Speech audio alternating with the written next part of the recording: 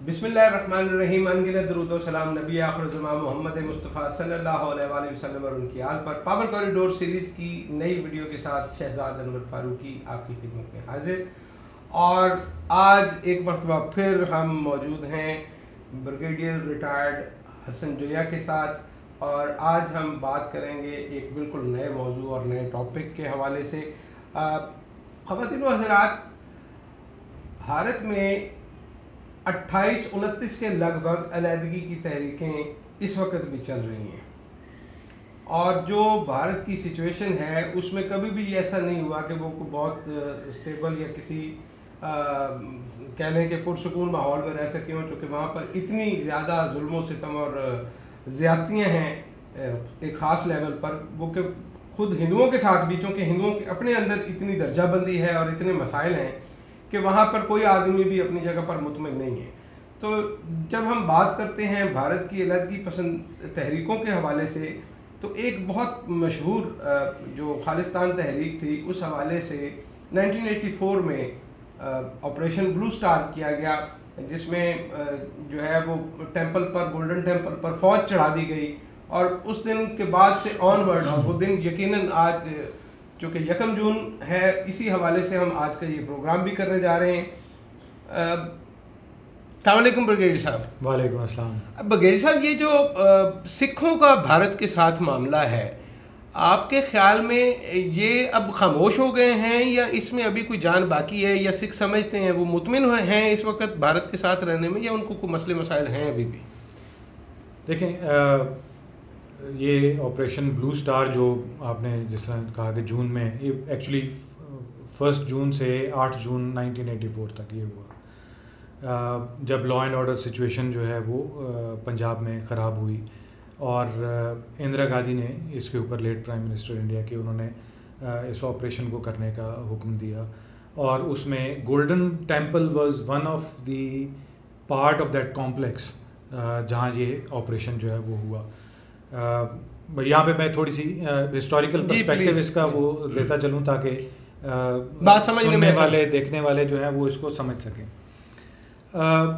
जब ये ऑपरेशन हुआ, इसमें इसके 2 फेजेस थे, और दूसरा फेज़ जो है वो 1986 जो है उसमें वो लॉन्च हुआ, जिसमें उन्होंने आउटस्कर्ट्स पंजाब के जो हैं वहाँ पे जो इस तहरीक के हमदर्द थे उनके ख़िलाफ़ जो है ये ऑपरेशन जो है वो किया। लेकिन इस पर्टिकुलर ऑपरेशन के अंदर जो ऑफिशियल मीडिया या ऑफिशियल गवर्नमेंट स्टांस है वो 83 इंडियन आर्मी कैजुअल्टीज़ जो है वो कहते हैं, और 290 समथिंग जो है वो सिविलियंस, जबकि ऑन ग्राउंड जो एक्चुअल सिचुएशन है, जो आज़ाद नंबर है, वो इट एक्सीड्स 4000। सिखों का क्लेम तो इससे भी कहीं ज़्यादा है। इससे भी डेफिनेटली ज़्यादा होगा, क्योंकि वो जिन्होंने मार खाई है, असल ज़ख्म तो वही दिखा सकते हैं, जिनके लोग गए हैं, जिनके बच्चे मरे हैं इस सारे मामले में। अब ये यकदम तहरीक जो है वो नहीं शुरू हो गई। इस तहरीक ने 40s में, फिर 50s में, और फिर 70 और 80 की दहाइयों में गाहे ये सर उठाती रही। अब ये तहरीक जो है जब ये स्टार्ट हुई थी, इट वाज नॉट कि जी इन्होंने कोई अलग स्टेट बनानी है। ये इनकी अपनी लीडरशिप ने, इंडियंस लीडरशिप ने, नेहरू ने पार्टीशन के टाइम के ऊपर जो है ये इनको दिया था दिसंबर 1940 में। और उस वक्त इन्होंने ये कहा था कि जो सिख कम्युनिटी है, चूँकि ये बड़ा गैलेंटली जो है वो लड़े हैं, मुग़लों के दौर में भी लड़े हैं, और पार्टीशन के टाइम पे भी जब ये हुए तो, लेकिन पार्टीशन से पहले 1940 में ये क्लेम कर चुके थे इंडियन लीडरशिप कि हम आपको एक अलहदा डोमिनियन देंगे जिसमें आप अपनी पॉलिटिकल एडमिनिस्ट्रेटिव चीज़ें खुद से जो है वो चलाएंगे, खुद मुख्तारी, थोड़ी सी एक नीम खुद मुख्तारी जो है, एक जिस तरह पहले प्रिंसली स्टेट्स होती थी, तो इस तरह की एक आप जो है वो एरिया के अंदर जो है वो अपनी एक्टिविटीज़ जो है वो कर सकेंगे, अपने आप को खुद एडमिनिस्टर कर सकेंगे। लेकिन जब इन्होंने उसको डिनाई करना शुरू किया तो 40s में तहरीक ने सर उठाना शुरू किया, और उस वक्त 50s में, 70s में, उस वक्त तक 70s तक तो ये क्लेम करते रहे कि जी हमें अलग विद इन इंडियन टेरिटरी आप अलहदा एक जगह दें जहां हम अपने आप को खुद गवर्न जो है वो कर सकें। लेकिन जाहिर है बाकी ट्रेड है, फॉरेन अफेयर्स है, वो सारी यानी वफाक के अंदर रहते हुए वो अपनी खुद मुख्तारी मांग रहे थे। आप कह लें कि एक तरह से नया सूबा जो है वो उसकी बात थी। लेकिन जब उसको डिनाई किया और जब भी आप किसी को उसका हक जो आपने खुद उनको दिया हो आप जैसे आपने कश्मीर से वादा किया था कि रायशुमारी करवाएंगे और आप उससे भाग गए, तो इसी तरह सिखों से भी वादे किए हुए थे। तो 80s में फिर इस तहरीक ने जो है वो अलहदगी एक नया शक्ल के खालिस्तान के नाम से जो है वो इसको हम बनाएंगे और ये सर उठाया और उसको इन्होंने नहायत बुरे तरीके से जो है वो कुचलने की जो है वो कोशिश की, जिसमें एपरेंटली वो कामयाब भी रहे। लेकिन ये तो आप जानते हैं कि राख के अंदर जब तक चिंगारी मौजूद रहे, जब तक जुल्म की दास्तान जो है वो चलती रहे, जिस तरह मुसलमानों के साथ इन्होंने मुसलमान रह रहे हैं वहाँ पे इंडिया में, लेकिन उनको मीनियल जॉब्स के ऊपर रखा हुआ है, तो सिखों को भी इसी तरह उन्होंने सप्रेस करने की कोशिश की और उनको फाइनेंशियली उनको डिपेंडेंट रखने की कोशिश की, उनको आला मुलाजमतों में उस तरह से उनका ड्यू जो है वो नहीं मिला। ठीक है, आला ओहदों पे जर्नैल भी उनके हैं, इनके मुख्तलिफ जगहों एक दफ़ा सदर भी रखा उन्होंने, वज़ीर आज़म भी रखा, लेकिन वो नाम के ही सेरेमोनियल हेड जो है वो आप कह लें। तो जब ये ऑपरेशन हुआ तो इंटरनेशनली जितनी सिख कम्युनिटी पूरे दुनिया में जहाँ जहाँ थी वहाँ पे बड़ी रिजेंटमेंट थी और अब भी है। जहाँ तक आपका ये बात है कि क्या ये तहरीक अब ख़त्म हो गई है, नहीं, ख़त्म नहीं हुई। आप कह लें कि एक बैक बर्नर पे वो मौजूद है, लेकिन अभी भी जिंदा है। ब्रिगेडियर साहब, उन्होंने पंजाब को तोड़ दिया, 2-3 हिस्से उसके कर दिए, 3 हिस्से कर दिए, और वो जो ज़ुबान की बुनियाद पर या मज़हब की बुनियाद पर वो अपने लिए थोड़ी सी स्पेस मांग रहे थे, वो स्पेस ही अब तकसीम हो गई है। अब क्या करेंगे वो? अब सिख कम्युनिटी एक डायलेमा में है। डायलेमा क्या है? पहली चीज़ तो ये है कि उनके पास अभी इस वक्त वो लीडरशिप नहीं है। नंबर 2, इस पे एक मैं माजरत खाऊँ, आपकी कथा कलामी कर रहा हूँ, ये जो भंडारा वाला था उसके बाद फिर उस तरह का कोई आदमी नहीं मिला उनको, उस तरह का इनको फिर कोई जो है वो लीडर जो है वो नहीं मिल पाया। लेकिन तहरीक ज़िंदा है। अब जिस तरह इंडियंस की एक स्ट्रेटजी है कि वो, जिस तरह आपने पिछले एक सेगमेंट में हमने बात की थी कि उनके बॉलीवुड के एक्टर्स जो हैं वो हीरो बनते हैं, बड़े फौजी, और उस हिसाब से बड़े, वो अकेला आदमी जो है वो कई पोस्टें फतह कर लेता है और वो मीडिया अब सिख कम्युनिटी की तरफ उनका फोकस है। ठीक, आप अगर नेट पे सर्फिंग करें, वो मुख्तलिफ सेंसस देखें, तो सवाल उठते हैं, सवाल लोग ये उठाते हैं कि हम अलहदा लेकर, एक जगह लेकर, क्या हम बाकी इंडिया से कट जाएंगे? क्या सारे वहाँ पे जब सिख होंगे तो हमसे कौन ट्रेड करेगा? हमारी लैंग्वेज जो है, अब मज़े की बात यह है कि जब लैंग्वेजेस उन्होंने डिक्लेयर करनी शुरू की इंडियन कॉन्स्टिट्यूशन के हिसाब से, तो उसमें सिखों की जो पंजाबी लैंग्वेज है उसका कहीं जिक्र नहीं था। वो बहुत बाद में आके जो है इसको जो है वो जगह मिली, जद्दोजहद की। और जो मैं कह रहा था ना कि राख में जब तक चिंगारी मौजूद है तहरीक ज़िंदा है। आप मीडिया उठा कर देख लें तो पंजाबी फिल्में जो हैं वो मोस्टली सिखों की बनाई हुई हैं और वो अपने कल्चर को ज़िंदा रखे हुए हैं, वो उसी को हाईलाइट करते हैं, और उसी को हाईलाइट करते हैं, और बहुत अच्छी फिल्म और बड़ी आप कह लें एक क्लास की तहजीब जो है वो अपना कल्चर दिखाते हैं, और बड़ा अच्छा कल्चर दिखाते हैं। बिल्कुल ठीक है। तो वो ये कहना कि तहरीक ज़िंदा नहीं है, तहरीक ज़िंदा है, बैक बर्नर पे ज़रूर मौजूद है। अच्छा, इससे पहले कि मैं इस मामले को अगले फेज़ में या हाल पे लेके आऊँ, एक माजी से मुतल्लिक सवाल कि आपको याद होगा कि एक ज़माने में एक इल्ज़ाम बड़े तवातर से लगाया जाता रहा कि खालिस्तान की तहरीक को कुचलने के लिए पाकिस्तान की एक सियासी जमात की लीडरशिप ने कोई फहरिस्तें उनको मुंतकिल की थी, और हमारे यहाँ आम अंडरस्टैंडिंग ये है कि इस तरह का जो प्रोपोगंडा है पॉलिटिकल लीडरशिप के ख़िलाफ़ या इस तरह की जो बातें होती हैं वो बेसिकली इस्टेब्लिशमेंट या फ़ौज की तरफ से फैलाई जाती हैं। इस तरह के इल्ज़ामात में कभी कोई हकीकत भी रही है? आपका मानना क्या है? देखें, हमारे पॉलिटिकल लीडर्स, हमारे डिफरेंसेस हो सकते हैं, लेकिन कोई भी हमारी पॉलिटिकल लीडरशिप मेरा नहीं ख्याल कि वो मुल्क के साथ गद्दारी करेगी। अगर ऐसा होता तो उनको इंसाफ के कटहरे में लाया जाता। I would rather attribute it to the Indian propaganda. जो आज हम 5th जनरेशन की वॉर की बात करते हैं, तो it was kind of a four play, जिसमें उन्होंने इल्ज़ाम लगाने शुरू कर दिए और कि जी वो एक पॉलिटिकल पार्टी के लीडर आए और उन्होंने आके फहरिस्तें दे दी। इस तरह की फहरिस्तें अगर होती भी हैं तो शायद पॉलिटिकल लीडरशिप की एक्सेस में नहीं होती, या ऐसी लिस्टें एग्जिस्ट ही नहीं करती। मेरा नहीं ख्याल कि ऐसी कोई बात जो है कोई पाकिस्तानी लीडर जो है वो इस हद तक जो है वो गिर सकता है और वो ये उम्मीद रखे। मतलब क्या आप पाकिस्तान के अवाम बेवकूफ़ हैं जो वोट देकर इलेक्ट कर लेते हैं उनको दोबारा, और उनको पता नहीं है कि ये आदमी वतन से उन पे ये इल्ज़ाम भी लगा हो और फिर वो दोबारा उनको इलेक्ट भी कर लें। आपने वो बात की कि शायद कुछ लोग कहते हैं कि जी शायद फ़ौज ने जो है वो किया। लोग तो ये भी कहते हैं कि जी अच्छा शायद इस पॉलिटिकल पार्टी के पीछे फ़ौज है। हालांकि फ़ौज हमेशा एक न्यूट्रल इंस्टीट्यूशन के तौर पे जो है उसने अपना काम किया है और गलत को गलत और सही को सही कहा है। मेरा ये कहना है कि हर इदारा अपना काम करता है, जहाँ पे उसकी एक हदूद क़यूद मुतय्यन है उसके अंदर रहते हुए उसके बाद फ़ैसला लेना पॉलिटिकल लीडरशिप का काम होता है।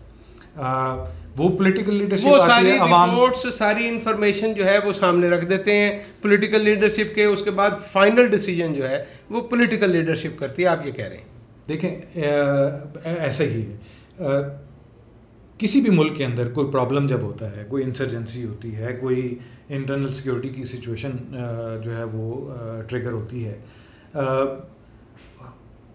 कोई भी मुल्क आपको ये नहीं कहेगा कि जी अच्छा आपके मुल्क में हमने ये किया है, ये लिस्टें ले लें आप और इनको पकड़ें और इनको जो है और ख़त्म कर दें आप।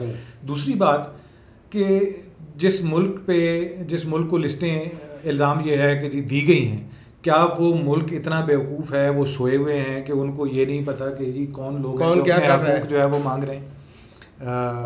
तो मेरे ख्याल में ये सारी एक मिथ है, एक दास्तान है, महलाती साजिशों का एक हिस्सा है, प्रोपेगेंडा वॉरफेयर का एक हिस्सा है जो आज हम 5th जनरेशन कह रहे हैं, तो शायद एक वन ऑफ द सेगमेंट है उसका। ओके अच्छा, अब हम इसको थोड़ा सा मूविंग फॉरवर्ड अगर हम मौजूदा दौर में आए, पाकिस्तान और भारत के जो ताल्लुकात हैं वो कभी भी आइडियल नहीं रहे, गो कि हमारी ख्वाहिश बड़ी रही कि हम नॉर्मलाइजेशन की तरफ जाएं चीज़ों को, लेकिन ज़ाहिर है जब तक कश्मीर का डिस्प्यूट मौजूद है तो वो तो नहीं हो सकता। लेकिन ये जो हमने करतारपुर राहदारी खोलने का जब फैसला किया तो उसमें हमने सिखों को उनके मजहबी मकामात पर जो रसाई देने का मामला था, आपकी नज़र में इसकी क्या अहमियत है और आगे आने वाले मुस्तकबिल में पाकिस्तान को किस तरह से इससे बेनिफिट हो सकता है? जो कि लोग ये कहते हैं देखें जी कोरोना पर पैसे नहीं लगाए, इधर नहीं पैसे लगाए, वो नहीं किया, अस्पताल नहीं बनाए, करतारपुर पे इतने पैसे लगा दिए, तो लोगों के सवालात उठते हैं कि भाई ये आप इन्वेस्टमेंट इतनी भारी क्यों कर रहे हैं? और बिलखसूस जब आपको पता है कि किसी भी मामले में फ़ौज का नाम आ जाएगा, जनरल बाजवा साहब ने वादा किया था कि जी हम करतारपुर में रसाई देंगे सिखों को, और वो एंट्री मिलनी शुरू हुई और लोग आना जाना शुरू हुए। तो आपके ख्याल में क्या पाकिस्तान ने ये जो इन्वेस्टमेंट की है ये कोई बेकार इन्वेस्टमेंट है?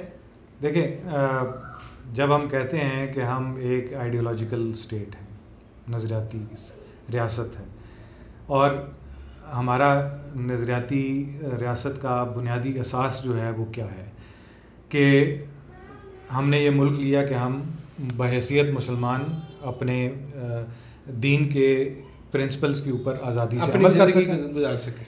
साइड बाय साइड हमने ये भी कहा कि जितनी भी अक़लियतें हैं वो अपने अपने मज़हब के मुताबिक अपनी रसूमात, अपने मज़हब को प्रैक्टिस करने में आज़ाद होंगी। तो ये इस्लामी रियासत ने अपना एक फ़र्ज़ पूरा किया एक सिख कम्युनिटी जो काफ़ी लोग हमारे इस एरिया में, पंजाब में और मुख्तलिफ शहरों में रहते हैं, हसन अब्दाल से लेकर आप नीचे सिंध तक जो है वो चले जाएं, तो उनका जो हक है वो पाकिस्तानी हुकूमत ने अदा करने की कोशिश की। और ये एक तमाचा भी है Indian secular, so called secular state के मुंह के ऊपर भी, कि आप ये कहते हैं कि सब हम तो सेकुलर हैं और हम सबको मजहबी आज़ादी देते हैं, मजहबी आज़ादी देते हैं, लेकिन आपने हिंदुत्व के फलसफे को पूरी तरह से अमल दरामद करने में कोई कसर नहीं छोड़ी, और बाकी सारी कौमें भी अब ये मानने को जो वहाँ पे रहती हैं वो सब की सब ये चीखो पुकार मचाए हुए हैं। अब इससे पाकिस्तान को करतारपुर राहदारी खोलने से कोई फ़ायदा हुआ या नहीं हुआ, लेकिन बुनियादी फ़ायदा कि हम अल्लाह और उसके रसूल के हुजूर सरखू हुए, कि हमने जिस मुल्क को दीन की बुनियाद पे हासिल किया, इस्लाम की बुनियाद पे हासिल किया, वो इस्लाम जो कि फ़तह मक्का में जब लश्कर दाखिल होता है तो सबको माफ़ कर देता है, वो इस्लाम जो कि कहता है कि कैदी जो अमान मांग ले, जो शख्स जो है लड़ाई ना करे और अमान मांग ले तो उसको अमान दे दो, और कैदी को जो है वो खाना खिलाता है, उसके बुनियादी राइट्स, जबकि उस वक्त कोई जेनेवा कन्वेंशन या कोई और कन्वेंशन नहीं था। और आप उसका अमली नमूना वेरी रिसेंटली हमने अभिनंदन के मामले में देख लिया। हमने उनको चाय पिलाई, हालांकि खाना भी खिलाया होगा, लेकिन ज़्यादा मशहूर अभिनंदन की चाय है। अच्छा ब्रिगेडियर साहब, आपने ये जो बात की कि हमने प्रिंसिपल्स के मुताबिक इस्लाम के ज़िंदगी बसर करने के लिए आज़ादी हासिल। अच्छा, मेरे और आपकी जनरेशन के बाद के कुछ हमारी जनरेशन के लोग भी हैं और कुछ हमारी जनरेशन के बाद के लोग जो हैं वो बिलखसूस इस पे ज़्यादा बिलीव करते हैं कि जो आज़ादी है ये मज़हब का या शायद मजहबी अक़दार पर अमल करने का मामला नहीं था, ये शायद इकनॉमिक फ्रीडम की बात ज़्यादा अहम है। ये मौजूदा दौर की जो पब्लिक है हमारी या हमारी जो जनरेशन है, इसको कश्मीर में भी हम देख रहे हैं, अभी मुसलमानों के हालत ज़ार जो इंडिया में है वो भी देख रहे हैं, इनको हम कैसे कन्विंस करें या कैसे ये बताएं कि ये असल सवाल ये नहीं था, ये था। देखें, अभी वेरी रिसेंटली पीटीवी के ऊपर अर्तुगरुल गाजी के नाम से एक सीरियल जो है वो चल रहा है। कहाँ 13वीं सदी की स्टोरी, 1200 पता नहीं, 1200 कुछ तो 13वीं सदी को बन गई। आप वो बता रहे हैं यहाँ पर, एक्चुअली आप क्या बता रहे हैं? एक्चुअली आप लोगों को बता रहे हैं कि ये है इस्लामी इक़दार, इस तरह से हम बिहेव किया करते थे, इस तरह हम बिहेव किया करते थे और इस तरह हमें जो है वो बिहेव करना चाहिए। आप देखें, ज़िंदा रहने के लिए आपको रोटी की ज़रूरत है, कोई उसमें शक नहीं है, लेकिन वो रोटी आपने हक हलाल से कमानी है, आराम करके कमानी है, वो तो हमारे ऊपर है, वो हमारा डिसीजन है। तो नई जनरेशन को हमने ये बताना है कि ये मुल्क जो है वो इस बुनियाद पर लिया गया। नहीं, उनका ये सवाल वैलिड है वैसे, वो जो इकोनॉमिक फ्रीडम की बात करें, ये रेलेवेंट आर्गूमेंट है वैसे, आप इसको तस्लीम करते हैं या नहीं? देखिए, ये एक सब्सिडरी आर्गूमेंट आप उसको कह सकते हैं कि ये सब्सिडरी आर्गूमेंट है, लेकिन उसकी बॉटम लाइन क्या थी, उसकी बुनियाद क्या थी? वो बुनियाद जो है वो यही है कि we should be able to practise our the religion principles. वैसे भी अगर हम अभी भारत में रिसेंट पास्ट में अगर भारत की बात कर लें तो कश्मीर में क्या हो रहा है, मुसलमानों पे ओवरऑल क्या हो रहा है, उनकी शरीयत कैंसिल की जा रही है, उनको इंडिया का शहरी मानने से इनकार किया। और अगर हम थोड़ा सा और फर्दर डाउन दी लाइन अगर हिस्ट्री में जाएं थोड़ा सा, तो जो बोस्निया का मामला है, क्यों हमारे साथ वो जेनोसाइड क्यों हुआ, किस बुनियाद पर वहाँ पर ख़वातीन की इज़्ज़तें लूटी गईं, किस बुनियाद पर उनको रेप किया गया, किस बुनियाद पर कत्ल आम का एक बाजार गर्म किया गया। तो मज़हब के अलावा इसमें कोई और मुझे तो रीज़न समझ नहीं आता। इसके अलावा कोई रीज़न नहीं है। आप क्रोशिया में क्यों नहीं कत्लेआम हुआ? हाँ, वो एक ही स्टेट थी ना बेसिकली। वहाँ पे क्रिश्चियंस का कत्लेआम क्यों नहीं हुआ? वहाँ पे सिर्फ मुसलमानों का कत्लेआम क्यों हुआ? हम अपनी जनरेशन को ये बताने में अभी तक शायद मुकम्मल तौर पर कामयाब नहीं हुए। कुरान पाक जब कहता है कि यहूद व नसारा आपके दोस्त नहीं हो सकते, बिल्कुल ठीक, आप उनके साथ वर्किंग रिलेशन, फिर इसमें शक वाली तो बात, तो इसके बाद तो कोई शक। देखें, जब आप वो साइंटिफिक थ्योरीज डिफाइन करना शुरू करते हैं कि जी बिग बैंग थ्योरी थी। अच्छा भाई, वो बिग बैंग से पहले क्या था? आखिर उसको भी तो किसी तरह से वो बैंग वो आया कहाँ से? वो एटम से, या जिस पार्ट को भी वो एक्सप्लोड हुआ, वो एटम कहाँ से आया? बिल्कुल सही है। तो फिर बात आती है कि हाँ, अल्लाह था, पीछे एक क्रिएटर है। और अब वो यहाँ पे आकर बात, मैं अभी कल अपने बच्चों के साथ भी यही बात कर रहा था कि फेथ यहाँ पे है कि हम फिर अल्लाह को मानते हैं कि बस अल्लाह है जिसने ये सब कुछ जो है वो इस चीज़ को क्रिएट किया है, इस कायनात को क्रिएट किया है। अगर हम ये समझ लें, और हम तो वो उम्मत हैं जिन्होंने, और इस वक्त जो हमारी सल्लम की उम्मत है, इन्होंने दीदार नहीं किया, लेकिन उसके बावजूद हम उन पर ईमान रखते हैं।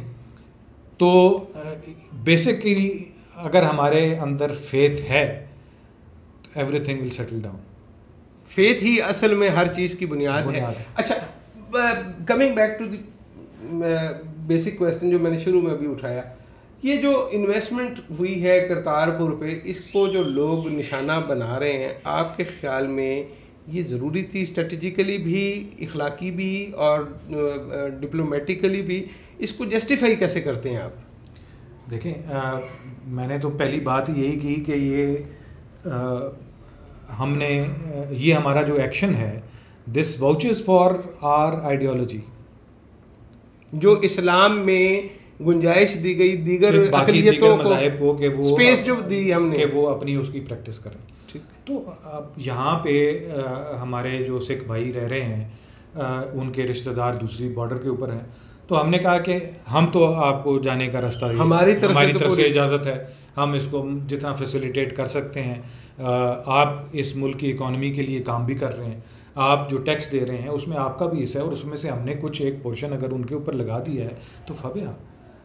पाकिस्तान में ओवरऑल जो अक़लियतों की सूरत हाल है, उसको बतौर इदारा फ़ौज कैसे देखती है? उसमें क्या उनकी पॉलिसी मेकिंग में कोई फीडबैक है कहीं पे?